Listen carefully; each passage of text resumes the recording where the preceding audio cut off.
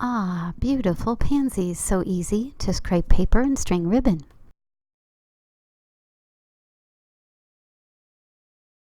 We are going to start with the 7-inch little piece of crepe paper and round off those edges. No corners in a pansy. So then we did that. We take the 5-inch pieces, put their little corners together and round off those corners nicely. And then we're going to do the same with the 3.5-inch pieces of yellow.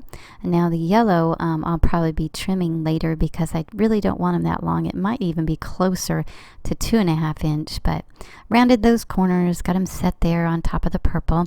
Then with the black, we round the bottom corners, but then we trim the top to a point, kind of a blunt point, because we don't want a round on the top. We just want a tip on the top. So we scoot that black down to where there's a tip on the top, and we scrunch it in the middle like that. Just scrunch it so that we can tie it. We grab our 12-inch piece of string ribbon and we tie it nice and tight. But when you tie it, flatten the crepe paper so that it doesn't tend to curl backwards, that it stays kind of curled forwards. Then you take the second one, place it on top, tie it real tight. Again, don't let it curl backwards, let it go forwards. And those parts with the black tip go behind the parts with the black petal. And so we work that behind. Then we take the second or the last part and scrunch the back of it after you fold it in half.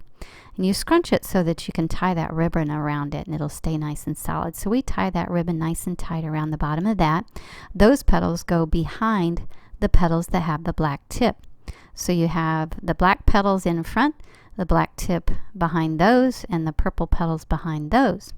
Then you go ahead and trim any excess off that you don't want, because the yellow should just be a lining around the back.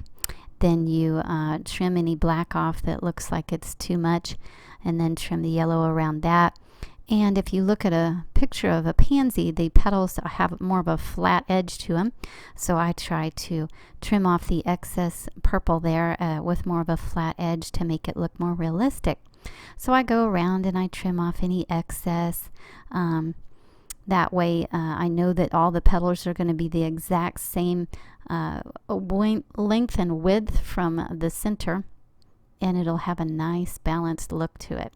So I trim those carefully, and then I flatten it out because a pansy is more of a flat flower. And I didn't even use any glue, just crepe paper and string ribbon. So pretty. Yellow and black pansy, and there's another one. Ooh, look at that. Isn't that pretty? Now we're going to make a purple, white, and black pansy. This pansy we're going to do the same way, only we're going to use white ribbon for the center because of its more white pollen as opposed to the yellow. I tried to use the ribbon that would correspond to the color of the pollen in nature. So there I've rounded all the edges. I'm rounding the black edges, and I'm giving the black a little point. And I decided to cut off a little bit more of the white because there was just too much of it. So I trimmed that down, and I'm going to trim the black down a little bit more. And then I'm going to place the tops, the tip of the black towards the middle, and then just scrunch it. Oh, wait a minute, get rid of more black there. Just scrunch it right below that tip there. And then I'll do the other one the same way, trimming a little bit more of that black off because we want some of the white to show. So then you take the tip and scrunch it right below the tip. Then you take that string, tie it really tight. Make sure that the paper is flat and not curling towards the back. Take the second one, tie it really tight. Make sure it's not curling toward the back. And then the tips of the black go behind the petals where the black has more of a coverage on the petal.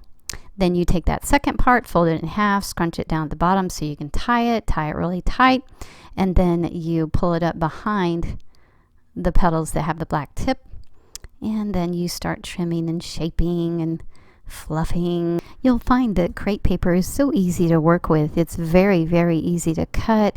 It's just the right stiffness, but yet can be stretched a little bit when you want it to, and it just lays nicely. So fun.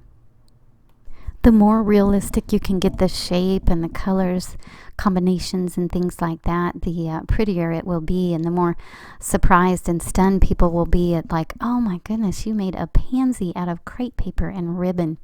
No glue, No markers, no wires. Oh, there's an actual picture of a pansy, and there it is. And on the back you have your ribbon. I would keep it at least 12 inches or longer so that you can tie it on certain things.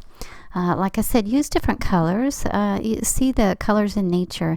Now here is it just a pansy on a balloon. That's pretty. There's pansy on a present. There's your balloon. There's one on a gift bag. How about a pansy on a napkin for a pop of color? Pretty cool. All right, and so those are some ideas to sprinkle the pansies around and have a pansy party. Yeah. Oh, hey, there's a cute little kitty back there. Now, if you're careful to color coordinate your pansies with the theme of your party, your guests will be so impressed.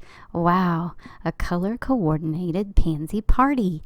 It can't get better than that.